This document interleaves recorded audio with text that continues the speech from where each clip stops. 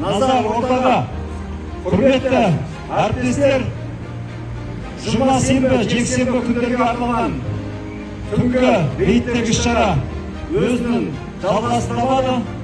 Бұл жердегі түнгі рейдтегі іс-шараның басты мақсаты қылмыстарға жол бермеу. Бұйырамын, аудан аумағында қоғамды қауіп сақтау, жол көлік алдын алу, қылмыстардың жолын кесу мақсатында сыбайлас жемқорлыққа жол бермей, қойылым бойынша әкімшілік аумаққа қызмет атқаруға керек.